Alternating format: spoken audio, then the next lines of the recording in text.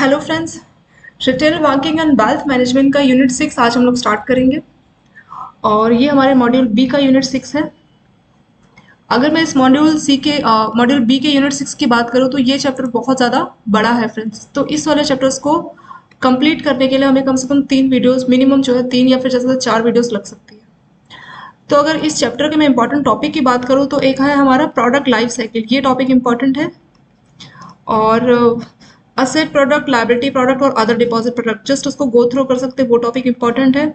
और stages in product development, मतलब किस तरह से नए प्रोडक्ट को डेवलप किया जाता है। ठीक है, तो उसमें 4 स्टेजेस से प्रोडक्ट डेवलप होता है, ये टॉपिक काफी इंपॉर्टेंट है। ठीक है, तो मोस्ट इंपॉर्टेंट टॉपिक के बारे में हम लोगों ने बात की।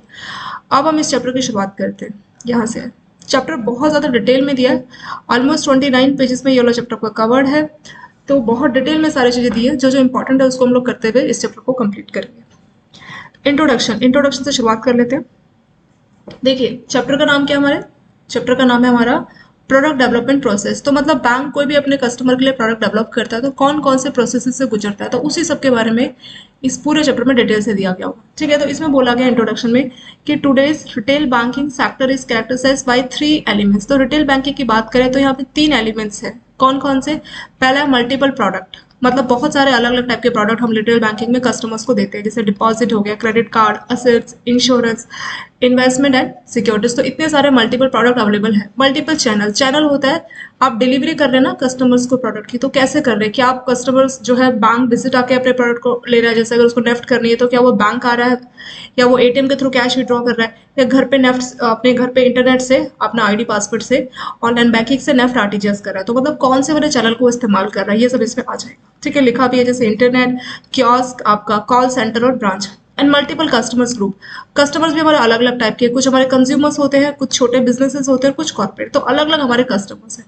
तो यहाँ पे मेनली बोला गया है कि जो रिटेल बैंकिंग है उसमें 3 एलिमेंट्स है। तो पहला एलिमेंट्स है मल्टीपल प्रोडक्ट, अलग अलग टाइप के प्रोडक्ट हम कस्टमर्स को देते हैं।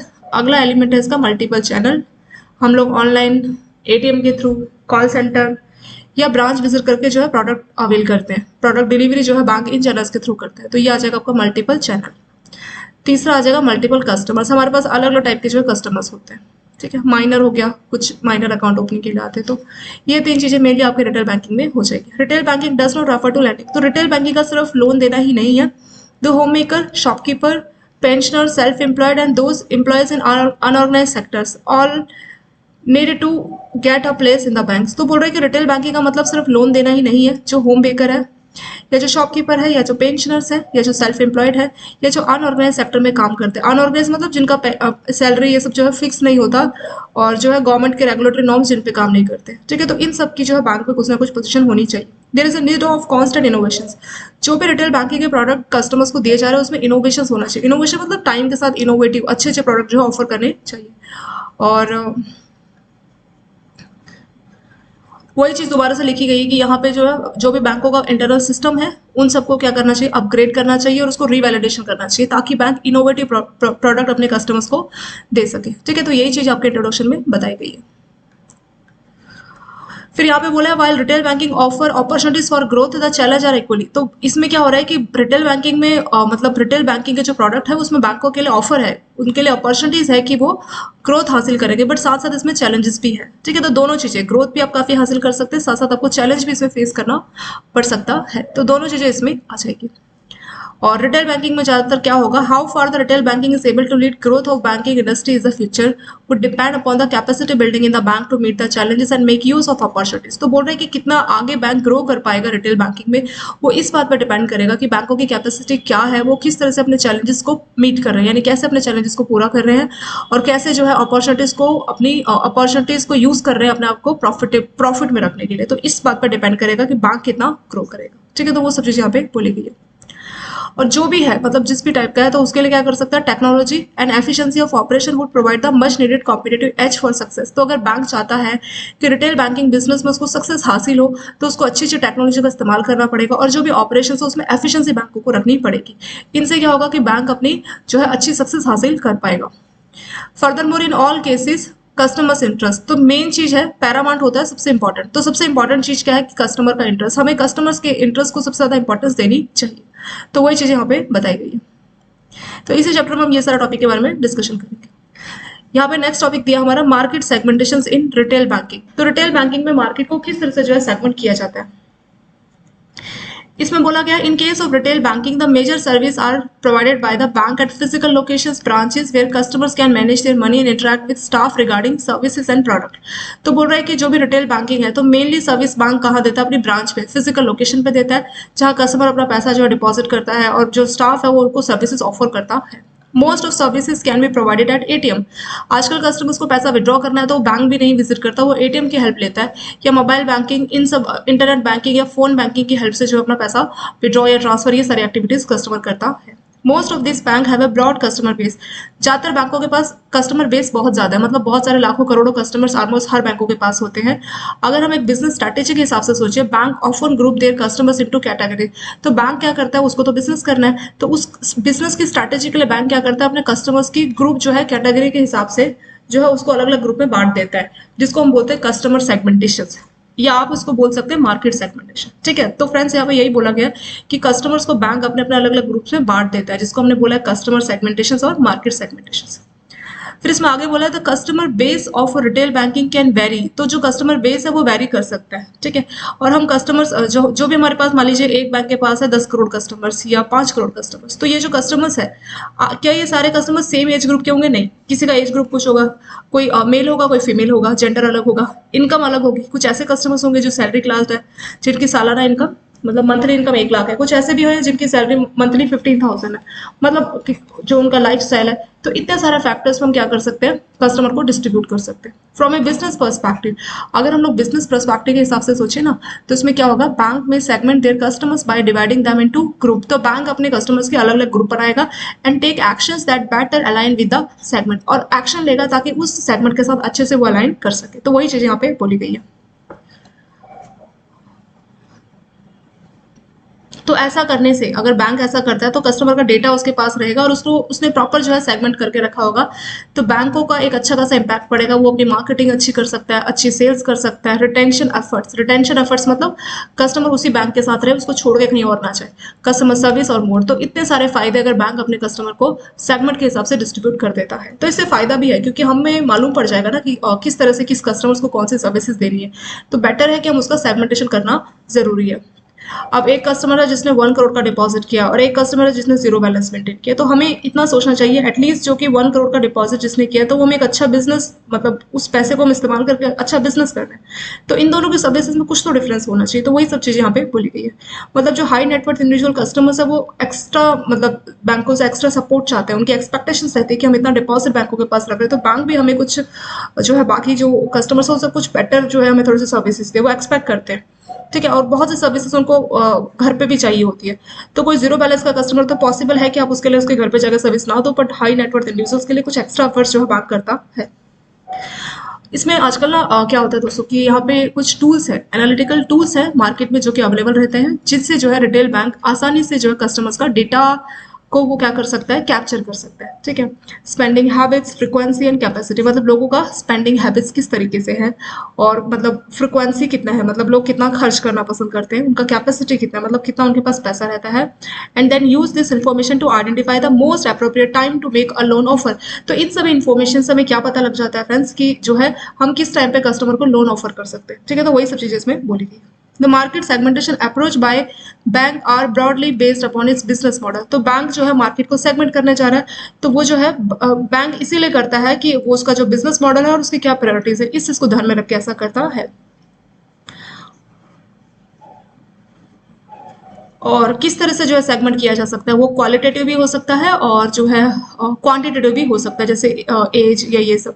क्वालिटेटिव में हो जाएगा जैसे आप वैल्यूज के या इंटरेस्ट के हिसाब से उनको सेग्रीगेट कर रहे हैं, अलग अलग ग्रुप बना रहे हैं, और क्वांटिटेटिव में हो जाएगा जैसे उसका एज, जेंडर या इनकम। ठीक है, तो ये क्वांटिटेटिव के हिसाब से आपका सेगमेंटेशन इसमें हो जाएगा। ठीक है, तो यही यहाँ पे इसमें हो गया। चलिए नेक्स्ट टॉपिक हमारा प्रोडक्ट डेवलपमेंट प्रोसेस। और प्रोडक्ट डेवलपमेंट प्रोसेस से पहले इसको शॉर्ट में फटाफट से रिवाइज कर लेते हैं। देखिए इंट्रोडक्शन में तो बेसिक बोला था कि जो रिटेल बैंकिंग है इसमें 3 एलिमेंट्स मेन है, multiple product, multiple channel, multiple customer. मतलब हम अलग अलग प्रोडक्ट अलग अलग चैनल के थ्रू अलग अलग कस्टमर्स को ऑफर कर रहे हैं, तो वही हमारे रिटेल बैंकिंग इसमें हो जाती है। फिर उसके बाद इसमें आगे बोल रहा है कि जो रिटेल बैंकिंग है उसमें कॉन्स्टेंट इनोवेशन की जरूरत है। मतलब ऐसा नहीं कि एक बार हमने प्रोडक्ट बनाया और हमेशा वही चलेगा, हमें टाइम टू टाइम उसमें इनोवेशन करना पड़ेगा। वो कैसे हो पाएगा, हम उसको अपग्रेड करेंगे और रिवैलिडेशन करेंगे। ठीक है, हमें अपना सिस्टम जो भी हमारे प्रोसेसेस काम कर रहे हैं उसको हमें रिवैलिडेशन, उसको अपग्रेड करना जरूरी इसमें रहेगा।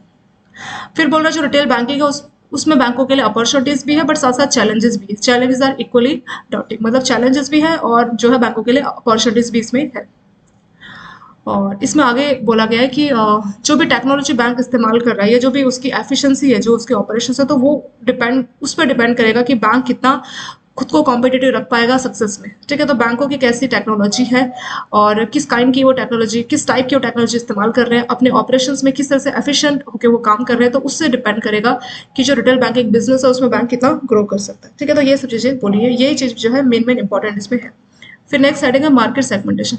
मतलब आपको जो है कस्टमर्स को बेटर वे में सर्व करने के लिए उनकी लोकेशन, मतलब जो जैसे कस्टमर्स है तो कस्टमर्स क्या करते हैं, ब्रांच आके बैंकिंग सर्विसेज अवेल करते हैं या एटीएम चैनल के थ्रू भी, एटीएम से पैसा विड्रॉ किया, या मोबाइल इंटरनेट बैंकिंग और फोन बैंकिंग से। तो अलग अलग कस्टमर्स जो है मतलब बैंकों के पास अच्छा खासा कस्टमर स्पेस रहता है। तो बेटर वे में अपने बिजनेस ऑब्जेक्टिव को, अपनी बिजनेस स्ट्रेटेजी को पूरा करने के लिए बैंक क्या कर सकता है कि कस्टमर्स का ग्रुप बना सकता है। ठीक है, किस तरह से कस्टमर का ग्रुप बन सकता है, एज के हिसाब से, जेंडर के हिसाब से, इनकम और लाइफस्टाइल के हिसाब से कस्टमर का अलग अलग ग्रुप बनाया जा सकता है। ठीक है, तो वो सारी चीजें इसमें बोली गई है। और इसमें ये भी बोला है कि इसको आप क्वांटिटेटिव और क्वालिटेटिव दोनों ही मेजर्स में रख सकते हैं। क्वालिटेटिव में आपका आ जाएगा कस्टमर्स की कितनी वैल्यू है, कितना इंटरेस्ट, और क्वांटिटेटिव में आ जाएगा उसका एज, जेंडर या इनकम। ठीक है, ये सारी चीजें इसमें हो जाएंगी। नेक्स्ट हमारा टॉपिक है product development process. Product development process क्या होता है और किस तरीके से काम करता है। देखिए यहाँ पे बोला है कि इन retail banking product is the starting point of marketing process. तो मार्केटिंग आप करने जा रहे हैं उससे पहले आपके लिए एक प्रोडक्ट होना चाहिए जिसकी आप मार्केटिंग करेंगे। तो प्रोडक्ट जो है स्टार्टिंग पॉइंट के तौर पे काम करता है और प्रोडक्ट ही वो ऐसा है जिसके ऊपर पूरी की पूरी जो रिटेल बैंकिंग है घूमती है, क्योंकि आपका जो प्रोडक्ट है उसी के आसपास आपकी रिटेल बैंकिंग घूमती है। Everything is centred around the add on और the other value proposition are tag to the product to offer better. तो हम क्या करते हैं, जो भी हमारे प्रोडक्ट है उसमें कुछ एड ऑन करते हैं ताकि एक अच्छी वैल्यू हमारे प्रोडक्ट को मिले और कस्टमर जो है उस प्रोडक्ट को एक्सेप्ट करे। तो यही सारी चीजें इसमें बोली गई है। तो इसीलिए जो है प्रोडक्ट को लेकर अलग अलग डेफिनेशन बनाई गई है। ठीक है, तो 2-3 टाइप की यहाँ पे डेफिनेशन दी है। पहले हमारे थियोर लेविट ने जो है ऑब्जर्व किया, इन्होंने बोला product are always combinations of tangible और इनटेंजिबल्स। टेंजिबल मतलब जिसको आप टच कर सके, इनटेंजिबल मतलब जिसको आप टच नहीं कर सके। ठीक है, तो दोनों चीजों का कॉम्बिनेशन होता है product. To the potential buyer, potential मतलब जो हमारा फ्यूचर में एक बायर हो सकता है, चांसेस है, potential. A product is a complex cluster of value satisfaction. मतलब प्रोडक्ट ऐसी चीज है जो कि हमारे कस्टमर्स की जो वैल्यू है उसको सेटिस्फाई करे। A customer attach value to a product in proportion to his percept ability to, मतलब एक कस्टमर जो है वो प्रोडक्ट में अपनी वैल्यूज को अटैच करता है और वो उसकी जो प्रॉब्लम्स है उसको पूरा करता है या जो उसके नीड्स है उसको पूरा करता है। कौन? प्रोडक्ट। तो कस्टमर्स के लिए प्रोडक्ट कौन है जो उसकी वैल्यूज को सेटिस्फाई करे। और एक और डेफिनेशन यहाँ पे दी गई है, अ बैंक प्रोडक्ट, एक bank product can be define as anything that has ability to provide the satisfaction use and return desired. तो जो कस्टमर जो भी रिटर्न एक्सपेक्ट करता है बैंकों से, जैसे उसने एफडी की है तो वो रिटर्न एक्सपेक्ट करता है 7%, या उसको जो है उसका सेटिस्फिकेशन लेवल की, उसने हाउसिंग लोन लिया तो अच्छा खासा इंटरेस्ट रेट, मतलब जैसे मान लीजिए 7% या 8% में उसको सस्ते इंटरेस्ट में हाउसिंग लोन मिल गया। तो प्रोडक्ट क्या है? प्रोडक्ट एक ऐसी चीज है जिसके अंदर कैपेसिटी होनी चाहिए कि कस्टमर को सेटिस्फिकेशन दे सके, कस्टमर के काम का हो, यूज मतलब उसके काम का हो वो, और उसको जो उसने रिटर्न सोचा था उसको वो रिटर्न देने वाला हो, उसी को हम प्रोडक्ट बोले। ठीक है, ये दूसरी डेफिनेशन।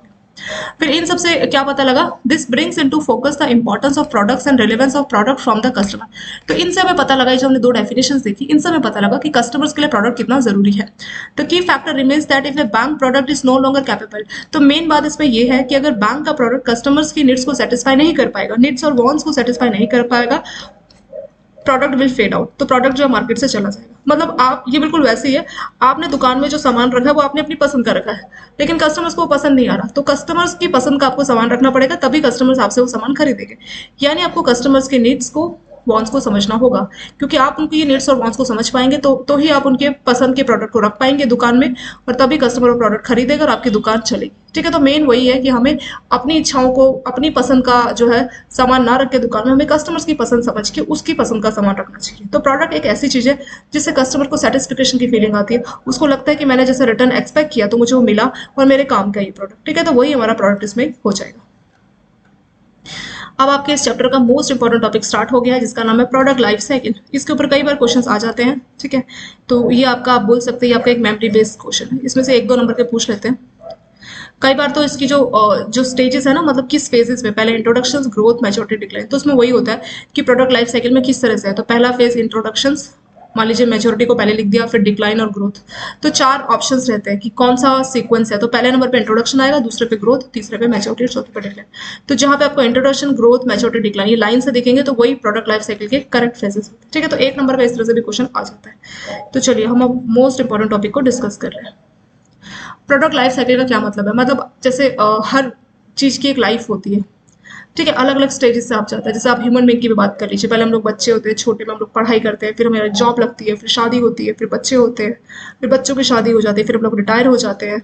ठीक है, और फिर एक पर्सन जो है एक्सपायर हो जाता है। तो हर किसी की जो है स्टेज होती है। ये ह्यूमन बीइंग की बात की गई है, ऐसी प्रोडक्ट के साथ भी होता है। ठीक है, तो प्रोडक्ट की भी लाइफ साइकिल होती है। प्रोडक्ट पहले मार्केट में नया नया आता है, इंट्रोड्यूस होता है, फिर लोगों को उसके बारे में पता लगता है, 2-4 घर में उसके बारे में बातें होती है कि इस तरह का प्रोडक्ट आया है, मार्केट में उसके बारे में बात चलती है। ठीक है, कैसे चलती है? उसकी पब्लिसिटी करा के, उसकी एडवर्टीजमेंट करा के। तो उसके बाद जो अगला स्टेज आता है वो आता है ग्रोथ। तो इंट्रोड्यूस के बाद आपने क्या किया, आपके प्रोडक्ट की ग्रोथ हो जाएगी, मतलब लोग आपके प्रोडक्ट को खरीदने लगेंगे। फिर आता है आपका मैच्योरिटी। मैच्योरिटी में भी आपकी ठीक ठाक ग्रोथ होती है, पर वो स्टैग्नेट हो जाती है, मतलब ज्यादा आगे तो नहीं बढ़ रहा होता। जो ग्राफ है आपका इंट्रोडक्शन में, स्टार्टिंग का ग्राफ, आपका ग्रोथ में ये, और मतलब मैच्योरिटी में थोड़ा सा, मतलब आप मतलब समझ सकते हैं सैचुरेशन स्टेज आ जाती है। ठीक है, सैचुरेशन। और मैच्योरिटी के एंड में आपका डिक्लाइन आना शुरू हो जाता है। डिक्लाइन ये ग्राफ भी यहाँ पे दिया हुआ है साफ साफ। इंट्रोडक्शन में देखिए ये सेल्स और जो है टाइम का दिया हुआ, कितनी सेल्स हो रही है वो यहाँ पे आपका वाई एक्सिस पे है, और एक्स एक्सिस पे आपका टाइम दिया, मतलब टाइम के साथ साथ कितनी सेल्स हो रही है। तो शुरुआत में जो आता है, पहला जो, जैसे आपने नया प्रोडक्ट मार्केट में लेके आए, ठीक है, तो मान लीजिए आज पहला दिन है, तो वो आपकी इंट्रोडक्शन है। फिर सेकंड डे, नेक्स्ट फेज उसकी ग्रोथ होगी। फिर मैच्योरिटी में भी वो ग्रो कर रहा है, बट वो एक तरह से सैचुरेशन पॉइंट आ गया, मतलब उससे आगे वो ग्रो नहीं कर रहा। और जैसे ही मैच्योरिटी खत्म होती है वैसे डिक्लाइन शुरू हो जाता है। अब यानी कि प्रोडक्ट की जो है बिक्री कम हो गई। पर डिक्लाइन क्यों होता है? डिक्लाइन इसलिए होता है क्योंकि हमेशा जरूरी नहीं है कि आपका एक प्रोडक्ट अभी के लोगों को पसंद है और फ्यूचर में 10 साल बाद भी लोगों को वही प्रोडक्ट पसंद आएगा। इसको आप ऐसा समझ सकते हैं, जैसे पहले जो पिक्चरें चलती थी, ठीक है, बहुत सिंपल हंसी मजाक टाइप की जो पिक्चरें चलती थी वो बहुत ज्यादा चल जाती थी, मतलब फन टाइप की मूवीज। और अभी जरूरी नहीं कि जो ट्रेंड पहले था वही ट्रेंड हमेशा हो। आजकल लोग सीरियस मूवीज, अलग अलग टाइप की जो मूवीज देखना पसंद करते हैं। यानी जो लोग हैं, लोगों का टेस्ट चेंज हो जाता है। ठीक है, मार्केट में उससे अच्छे प्रोडक्ट मिलते हैं, तो लोगों को अगर सस्ते में कोई और कंपनी प्रोडक्ट देगी तो वो आपकी कंपनी के प्रोडक्ट को क्यों लेना चाहेंगे? ठीक है, तो लोगों को अच्छे अल्टरनेट मिल जाते हैं, सस्ते अच्छे प्रोडक्ट अच्छी क्वालिटी के मिलते हैं, तो आपके प्रोडक्ट की बिक्री कम हो जाती है और फिर दूसरी जो कंपनी, उनके लिए ग्रोथ का फेस आ जाता है। ठीक है, तो आपकी कंपनी की बिक्री कम हुई, किसी और की शुरू हुई, तो इस तरह से जो है डिक्लाइन फेज भी आ जाती है। तो उन्हीं सब के बारे में यहाँ पे बोला गया। There are various stages in life of product. Product की लाइफ में अलग अलग स्टेजेस होते हैं। The product after development goes through different stage. जब भी आप एक प्रोडक्ट डेवलप करते हैं तो उसको अलग अलग स्टेजेस से गुजरना पड़ता है। इन सेल्स जर्नी यानी each stage the impact on sales will be different. उसकी जो सेल्स जर्नी है, सेल्स जर्नी है, ठीक है, सेल्स और टाइम के हिसाब से बताया कि अलग अलग टाइम में उसकी अलग अलग जो है सेल्स उस प्रोडक्ट की होती है, और अलग अलग टाइम में जो है अलग अलग स्टेज से गुजरना पड़ता है, और हर स्टेज में उसकी कैसी सेल्स होती है तो वो अलग अलग हो सकती है। तो product life cycle journey is, तो यहाँ पे डायग्राम से भी आपको दिया हुआ है। Introduction, growth, maturity, decline. Introduction मतलब स्टार्टिंग की है, ग्रोथ में थोड़ी सी आपकी बिक्री अच्छी हुई, मैच्योरिटी में वो सैचुरेशन में आ गया, डिक्लाइनिंग में जो आपकी बिक्री कम होगी। ठीक है, तो इस तरह से जो है प्रोडक्ट शुरू होता है। पहला स्टेज आपका इंट्रोडक्शन ही होता है, जहां पे प्रोडक्ट को मार्केट में नया नया इंट्रोड्यूस किया गया। When a product is introduce the sales volume will be low, क्योंकि नया नया कोई उसको जानता नहीं है तो उसकी सेल्स कैसे होगी? लोग उसको जानेंगे तभी तो उसको खरीदेंगे ना, तो वही चीज यहाँ पे बोली गई है। तो स्टार्टिंग में प्रोडक्ट नया होता है, उसीलिए उसकी जो सेल्स है बहुत कम होती है। And revenue from the product will not be sufficient to cover the cost of product producing, यानी जितना आप खर्च कर रहे हैं बनाने के लिए उतना पैसा आपको वापस नहीं मिल पाता। आप ये बोल सकते हैं कि उस टाइम पे आप घाटे में, नेगेटिव बैलेंस में आप चल रहे होते हैं। आपने मार्केटिंग में और प्रोडक्ट को बनाने में, प्रोड्यूसिंग में जो खर्चा किया वो खर्चा भी नहीं आ पाता, मतलब इतनी कम सेल्स होती है introduction stage. In the introduction stage it happens because it takes time for the product to occupy the minds. तो कस्टमर्स के माइंड में प्रोडक्ट आए, वो उसको खरीदे, तो थोड़ा सा टाइम लग जाता है। तो इसीलिए जो आपका ये इंट्रोडक्शन स्टेज है, इसमें जो सेल्स है ऑलमोस्ट आप बोल सकते हैं नेगेटिव में सेल्स हो रही है। नेगेटिव मतलब जितना हम खर्चा कर रहे हैं, मान लीजिए आप 1000 का खर्चा कर रहे हैं और आपकी बिक्री सिर्फ 800 की हो रही है, तो 200 में आप नेगेटिव में चल रहे हैं। तो इस तरह से आपकी इंट्रोडक्शन स्टेज होती है। सेकेंड आता है growth stage. Growth which is the second stage, ये प्रोडक्ट लाइफ साइकिल का दूसरा स्टेज है। कौन सा? Growth, second. The sales volume of the product pickups. तो इस टाइम पे क्या होता है, अभी लोग थोड़ा सा जान चुके होते हैं, इंट्रोडक्शन तो खत्म हो गई, तो काफी लोग उस प्रोडक्ट के बारे में जान चुके होते हैं और उसको खरीदना शुरू करते हैं। ठीक है, तो जो सेल्स वॉल्यूम है उसकी बढ़ने लग जाती है। And product is likely to break even. Break even point क्या होता है कि जितना आपने खर्चा किया, मान लीजिए एक दुकानदार ने 10,000 रुपए की दुकान चलाई, 10,000 रुपए से दुकान खोली, सारा सामान जो रखा सबका खर्चा 10,000। उसकी पहले दिन बिक्री हुई, दूसरे दिन बिक्री हुई, ऐसे कर करके 10 दिन में उसने, मान लीजिए पहले दिन उसकी 1000 की बिक्री हुई, दूसरे दिन में 1000, ऐसे करके 10 दिन में उसकी 10,000 की बिक्री हो गई। अब जब 11वां दिन आएगा ना, तो 11वां दिन फिर से उसकी 1000 की बिक्री, तो जो 11वें दिन का पहला 1000 रुपये उसको मिला, तो वो उसका पहला प्रॉफिट है। तो ब्रेक इवन पॉइंट मतलब जो हमने खर्चा किया वो पैसा हमें वापस रिकवर हो गया, उसके बाद से हम जो भी अर्न करेंगे वो हमारी प्रॉफिट होगी। जैसे उसने 10,000 से दुकान खोली, पहले दिन 1000 ऐसे करके 10 दिन में उसने 10,000 रुपये कमा लिए। तो ये 10,000 रुपये कौन से? ये वो है जो उसने दुकान में लगाया। तो हम ये नहीं बोल सकते पहले दिन 1000 की कमाई हुई तो उस 1000 को हम प्रॉफिट नहीं बोल सकते। क्यों? क्योंकि ये दुकान हमें फ्री में नहीं मिली, हमने इसके लिए खर्चा किया है। तो हम करेक्ट वे में प्रॉफिट को कैसे मेजर करेंगे? जो हमने खर्चा किया पहले हम उसको रिकवर करेंगे, ठीक है। उसके बाद अगर हम कुछ एक्स्ट्रा कमाएंगे वही हमारा प्रॉफिट होता है। प्रॉफिट का फॉर्मूला भी क्या होता है? Sales price minus cost price, मतलब कितने का आप बेच रहे हैं, कितने का कॉस्ट प्राइस आपका लगा, उसके डिफरेंस को बोलते हैं, ठीक है। तो पहले अगर हम महीने की बात करें, पहले दिन की, तो उसमें तो आपका सेलिंग प्राइस 1000 आ गया और खर्चा आपने कितना किया था? 10,000 का, तो भी आप माइनस के 9000 में, अगले दिन माइनस 8000, अगले दिन माइनस 7, ऐसे करते करते जब तक आप जीरो पे नहीं पहुंचेंगे, मतलब आपका पैसा रिकवर नहीं हो जाएगा, उसके बाद ही आपका जो है ग्रोथ शुरू होगी। तो ब्रेक इवन पॉइंट उसी पॉइंट को बोलते हैं जब हम ना जो है इस पॉइंट को आप बोल सकते हैं नो प्रॉफिट नो लॉस, ठीक है। ब्रेक इवन पॉइंट मतलब ना आपको प्रॉफिट हुआ स्टेज पे, ना ही लॉस, क्योंकि जो पैसा है वो पूरा रिकवर हो चुका है। जीरो जीरो मतलब आपने 10,000 लगाए और 10 दिन में आपको 10,000 की कमाई होगी, तो 10वें दिन के एंड में आपका स्टेटस है जीरो, मतलब जो प्रॉफिट है और जो आपका जो प्रॉफिट है उस दिन आपका जीरो है, क्योंकि sales price minus cost price उस दिन आपकी आ जाएगी जीरो। और अगले दिन 11वें दिन अगर आप 1000 रुपये कमा रहे तो वो आपका पहला प्रॉफिट माना जाएगा, जो कि 1000 है। 12वें दिन 1000 कमा रहे तो फिर 2000, इस तरह से जो आपको फ्यूचर में प्रॉफिट होना शुरू होगा। तो इसमें जो आपका ग्रोथ है, इसमें हम अपनी ब्रेक इवन पॉइंट को क्रॉस करते हैं और हम अपना प्रॉफिट जनरेट करना शुरू कर देते हैं। इस स्टेज में, ग्रोथ में, जो कंज्यूमर की अवेयरनेस है प्रोडक्ट को लेके वो अच्छी होती है और इससे जो है प्रोडक्ट की ग्रोथ हो जाती है। 2 स्टेज हो गए। तीसरा नंबर आएगा हमारा मैच्योरिटी स्टेज का, ठीक है। तो तीसरा यहाँ पे आ गया आपका। In the third stage, maturity stage, there is a more growth. तो मैच्योरिटी में क्या है? और ग्रोथ होती है और जो हमारी सेल्स है वो सेल्स बिल्कुल पीक पॉइंट पे पहुंच जाती है, ठीक है। Here there is a wide customer base which will result in maximization of sales. तो इस टाइम में हमारे पास काफी कस्टमर इकट्ठे हो जाते हैं और जिसकी वजह से हमारे पास जो बिजनेस है उसमें इनफ्लो होता है और काफी हमें प्रॉफिट इसमें मिलता है। तो तीसरा स्टेज भी आपका हो गया मैच्योरिटी। लास्ट आता है हमारा फोर्थ यानी decline stage. In the fourth stage which is the staleness stage या सैचुरेशन स्टेज आप उसको बोल सकते हैं, because of competition and better. तो अभी क्या मार्केट में बहुत सारे कॉम्पिटिटर्स आ गए और आपके जो है आपसे अच्छा प्रोडक्ट को मार्केट में दे रहे हैं, जिसकी वजह से आपका प्रोडक्ट अब पुराना हो गया और उसकी वजह से उसकी सैचुरेशन आती है, मतलब नई ग्रोथ आप में नहीं देखने को मिलती। Here the business and profit stagnate, customer develop a tendency of indifferent to the product. तो यहाँ पे जो बिजनेस है, जो आपका प्रॉफिट है, वो रुक जाता है, मतलब फर्दर ग्रोथ नहीं होती। क्यों? क्योंकि कस्टमर्स के अंदर डेवलप हो जाता है एक tendency of indifference of the product, मतलब वो इतना प्रोडक्ट को लाइक नहीं करते क्योंकि मार्केट में और भी नए नए अच्छे अच्छे प्रोडक्ट उनको मिल जाते हैं। This result in the final stage. तो यही जो है फाइनल स्टेज है जिसको हम बोलते हैं decline stage. In this stage the product become less attractive. Customer अब उस प्रोडक्ट को कम पसंद करते हैं, उससे अच्छे भी जो है नए प्रोडक्ट मार्केट में आने लग जाते हैं। Due to various reasons and result in drop in sales. तो कई सारे उसके रीजंस हो सकते हैं जिसकी वजह से सेल्स में, प्रॉफिट में ड्रॉप यानी कमी देखने को मिलती है। This stage if not attended properly will lead to growth product death. अगर ये वाला स्टेज बहुत अच्छे से नहीं मैनेज किया गया, नहीं अटेंड किया गया, तो प्रोडक्ट की डेथ हो जाती है। डेथ मतलब धीरे धीरे धीरे डिक्लाइन होगा, तो डिक्लाइन होने के बाद वो जीरो स्टेज तक तो पहुंचेगा ना, उस टाइम पे उसकी डेथ हो जाएगी, मतलब अब उसको कोई खरीदना नहीं चाह रहा। तो ऐसा हम कैसे कर सकते हैं? हम अपने प्रोडक्ट में वैल्यू एडिशन कर सकते हैं, मतलब हम देखेंगे कि मार्केट में क्या ऐसी चीज है जिसकी वजह से कस्टमर्स कॉम्पिटिटर्स के प्रोडक्ट को पसंद कर रहे हैं, तो हम उसमें अपने प्रोडक्ट में वैल्यू एडिशन करेंगे और जो है इस तरह से हम अपने प्रोडक्ट को बचा सकते हैं। इसमें बोला है जो ये जो हमने स्टेजेस के बारे में पढ़ा, इंट्रोडक्शन, ग्रोथ, मैच्योरिटी, डिक्लाइन, तो ये जो स्टेजेस होती है प्रोडक्ट लाइफ साइकिल की, ये बहुत ज़्यादा इंपॉर्टेंट है कस्टमर्स बैंकों के लिए अपने प्रोडक्ट को डेवलप करने के लिए। ठीक है, तो बैंक अपने प्रोडक्ट को डेवलप कर रहा है, तो ये जो स्टेजेस है, जो लाइफ साइकिल है, बहुत ज़्यादा इंपॉर्टेंट होती है। Bank should aim for keeping the product in the maturity stage as long as possible. तो बैंकों को अपने प्रोडक्ट में मैच्योरिटी स्टेज में रखना पड़ेगा जितना ज़्यादा पॉसिबल हो सके, so that business and profit, ताकि बिजनेस भी चलता रहे और प्रॉफिट भी कस्टमर्स को, सॉरी, जो ऑर्गेनाइजेशन है उसको मैक्सिमम प्रॉफिट होती रहे। ठीक है, तो ये सब चीज़ें इसमें बोली गई है।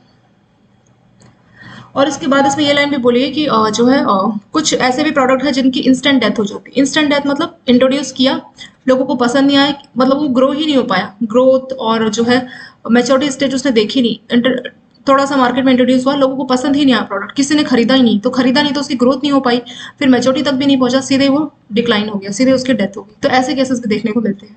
मतलब हम ये नहीं बोल सकते ना कि दुनिया में 1000 कंपनीज हैं, हर साल 1000 कंपनीज अपने प्रोडक्ट लेके आती है, तो सब लोगों को सभी के प्रोडक्ट पसंद आएंगे, ऐसा नहीं हो सकता। अगर ऐसा होता तो हर कोई बिजनेसमैन ही होता यहाँ पे, है ना, नहीं नहीं है इसीलिए।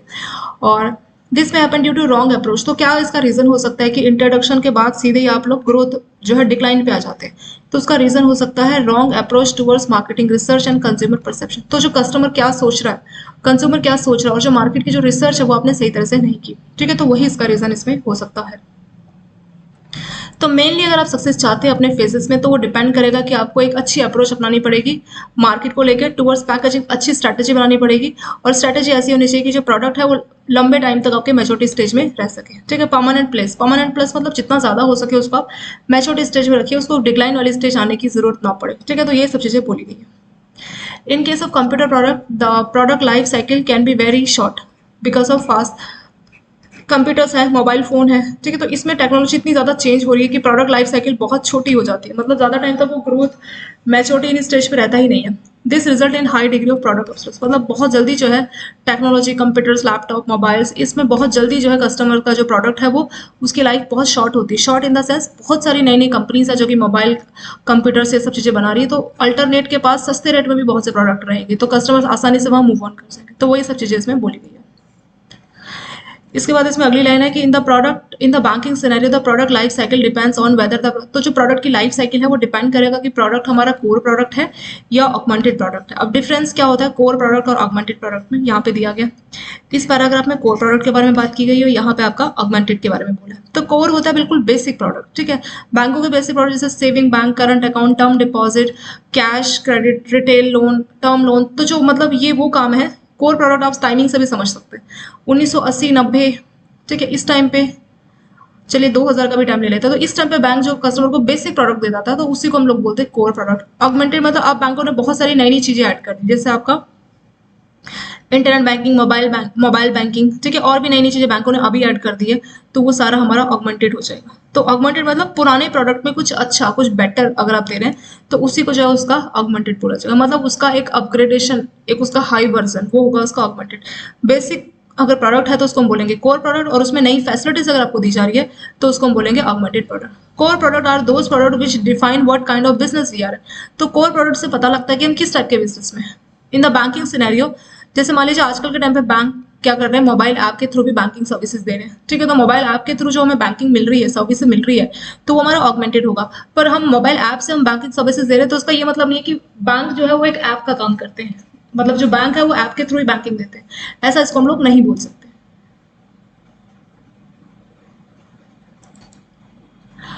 और कोर में जो बैंकों के बेसिक प्रोडक्ट है जैसे saving bank, term deposit, current account, recurring deposit, cash credit, overdraft, retail loan जो होता है, टर्म लोन, ड्राफ्ट, तो ये सारा ही हमारा कोर प्रोडक्ट का एग्जांपल यहाँ पे दिया गया।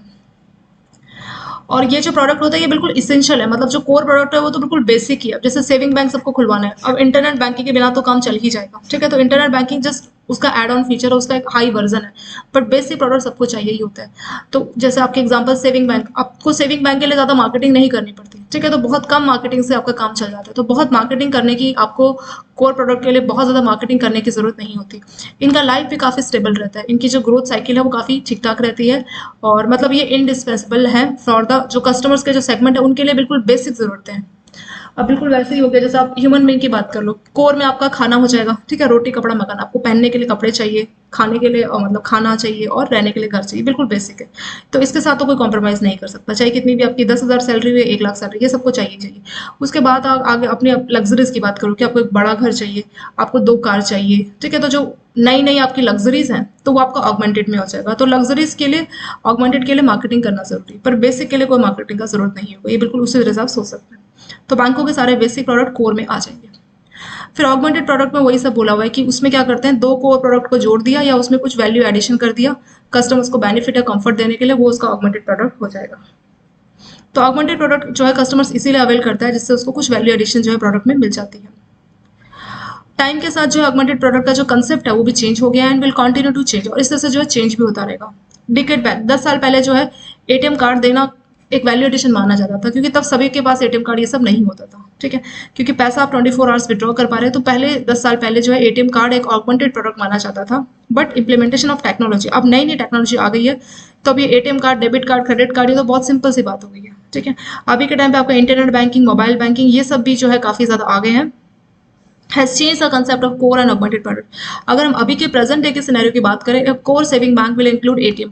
अभी के जो हम कस्टमर को, अगर हम अभी की टाइम की बात करें तो जो कोर प्रोडक्ट है उसमें आपका आ जाएगा एटीएम, डेबिट कार्ड, चेकबुक। अगर हम ऑगमेंटेड प्रोडक्ट की बात करें तो उसमें इंटरनेट बैंकिंग, मोबाइल बैंकिंग, आप उनको कोई हेल्थ इंश्योरेंस या ग्रुप इंश्योरेंस दे रहे हैं तो वो उसका ऑगमेंटेड प्रोडक्ट हो जाएगा, ठीक है। तो लास्ट की 2 लाइनें वो बहुत सिंपल वे में बता दिया कि कोर प्रोडक्ट क्या होता है और ऑगमेंटेड प्रोडक्ट क्या होता है।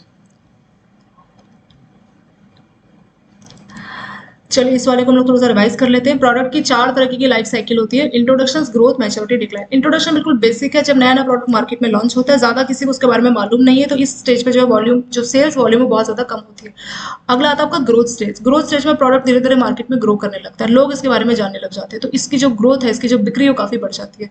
उससे अगला जो तीसरा स्टेज है मैच्योरिटी, जहाँ पे ग्रोथ होती है और वो जो है पीक पॉइंट पे अपनी ग्रोथ जो है पहुंच जाती है, और मैक्सिमम जो है आपकी सेल आपकी मैच्योरिटी स्टेज में ही होती है। और जैसे मैच्योरिटी स्टेज आपका खत्म होता है तो डिक्लाइन आ जाती है, मतलब अब लोगों को आपका प्रोडक्ट पसंद नहीं आ रहा। उसका कारण क्या है, मार्केट में बहुत सारे और अच्छे प्रोडक्ट मिल रहे हैं, अच्छी क्वालिटी के प्रोडक्ट मिल रहे हैं, और कस्टमर उनसे ज्यादा सेटिस्फाई है, इसलिए वो आपके प्रोडक्ट से मूव ऑन कर जाते हैं। तो उस टाइम पे जो स्टेज आती है उसको हम डिक्लाइन स्टेज बोलते हैं, ठीक है। तो वही यहाँ पे मेन इसमें बोला। फिर बोल रहे हैं कि ज्यादातर कुछ ऐसे भी प्रोडक्ट होते हैं जो कि इमीडिएट जो है इंट्रोड्यूस हुए और सीधे उनकी डेथ हो गई, क्यों, क्योंकि लोगों ने उसको पसंद नहीं किया, और पसंद नहीं किया तो ग्रोथ और मैच्योरिटी की स्टेज वो प्रोडक्ट नहीं दिख पाए। इसका क्या कारण हो सकता है, आपकी अप्रोच, जो आपने अप्रोच बनाई है वो गलत होगी, या आपने मार्केट की रिसर्च सही नहीं की होगी, या आपका जो कंज्यूमर को लेकर जो परसेप्शन है वो गलत होगा। तो इसकी वजह से जो आप फेल, इसको बोलते हैं बिजनेस फेलियर, कि आप इंट्रोड्यूस किए और सीधे आप डेथ कर गए, मतलब डिक्लाइन कर गए। तो वही रीजन इसका होता है। तो मेन जो है आपको मार्केट को लेके एक अच्छी स्ट्रैटेजी बनानी चाहिए, ठीक है, और स्ट्रैटेजी बना के आप सही प्रोडक्ट मार्केट में ला सकते हैं। वही सब चीजें इसमें बोली गई है। और बोल रहा है कि जो प्रोडक्ट की लाइफ साइकिल है उसमें जो प्रोडक्ट है 2 तरह से हो सकता है, एक आपका कोर प्रोडक्ट और दूसरा है ऑगमेंटेड प्रोडक्ट। कोर प्रोडक्ट बिल्कुल बेसिक प्रोडक्ट को बोलेंगे, मतलब जो सबको चाहिए चाहिए बेसिक से।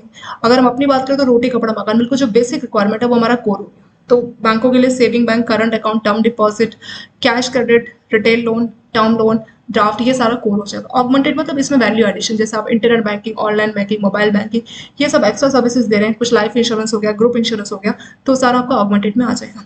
अब टाइम के हिसाब से ये जो डेफिनेशन है भी थोड़ी चेंज हो रही है, क्योंकि 10 साल पहले जो है एटीएम कार्ड को ऑगमेंटेड में रखा जाता था, लेकिन अब एटीएम कार्ड, चेकबुक तो बिल्कुल बेसिक वाले का ही पार्ट हो गया है, ठीक है। लास्ट की 2 लाइन में भी लिखा हुआ है कोर बैंक में आपका क्या होगा, ATM card, debit card, chequebook, और अगर उसमें आप कुछ वैल्यू एडिशन देना चाह रहे हैं तो उसमें आप internet banking, mobile banking, group insurance, health insurance, life insurance, ये सब इसमें आ जाएगा। मतलब कोर प्रोडक्ट के लिए हमें पूछना नहीं पड़ता कस्टमर को कि आपको एटीएम चाहिए, डेबिट चाहिए, वो बाय डिफॉल्ट है, जिसको भी अकाउंट ओपनिंग करनी है उसको चेकबुक आप दे रहे हैं, एटीएम और डेबिट कार्ड दे रहे हैं, ठीक है। तो यही सब इसमें बोला गया। नेक्स्ट हेडिंग हमारा product lines of a banker. किस तरह से जो प्रोडक्ट लाइन होता है, to be successful in retail banking any bank has to. तो अगर आप रिटेल बैंकिंग में सक्सेस हासिल करना चाहते हैं तो आपको अलग अलग सेगमेंट को समझना होगा, और उनकी रिक्वायरमेंट के हिसाब से, उस सेगमेंट की रिक्वायरमेंट के हिसाब से आपको प्रोडक्ट बनाना होगा। अलग अलग प्रोडक्ट के अलग अलग सेगमेंट हो सकते हैं, और यहाँ पे देखिए, तो बैंक क्या कर सकता है, मतलब कैसे कर सकता है ये सब चीजें।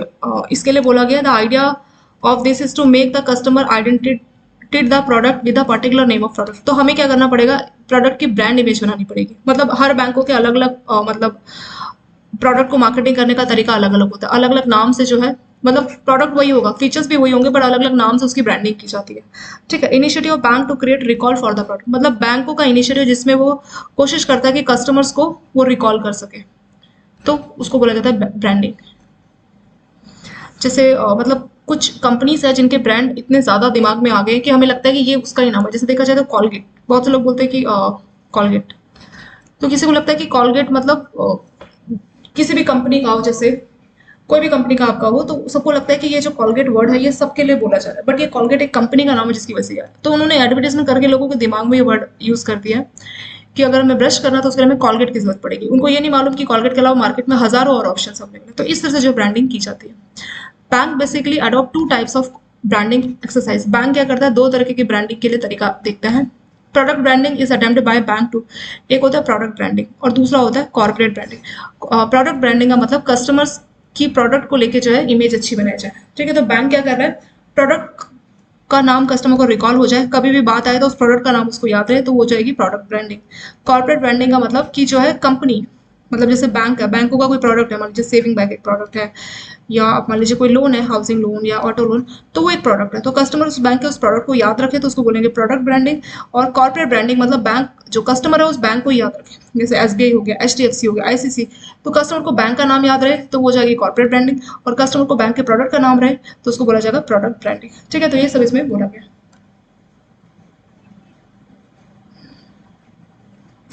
इसके बाद यहाँ पे आगे क्या बोला हुआ है कि प्रोडक्ट को हम तीन तरह से जो है क्लासीफाई कर सकते हैं। ठीक है। प्रोडक्ट को तीन तरह से क्लासीफाई कर सकते हैं। डिपॉजिट, जिसको हम लोग लायबिलिटी बोलते हैं। सेकंड आएगा असेट, जिसको हम लोग क्रेडिट प्रोडक्ट बोल सकते हैं। और तीसरा आएगा अदर, जो कि इनके अलावा रहेगा। ठीक है। इसका थोड़ा सा बेसिक हमने इससे पहले वाले चैप्टर में भी किया हुआ है। डिपॉजिट, आपके असेट और आपके अदर प्रोडक्ट। ठीक है। तो तीन टाइप के प्रोडक्ट के बारे में हम डिटेल में डिस्कशन करेंगे। यहाँ पे आपको एक डायग्राम भी दिया हुआ है, और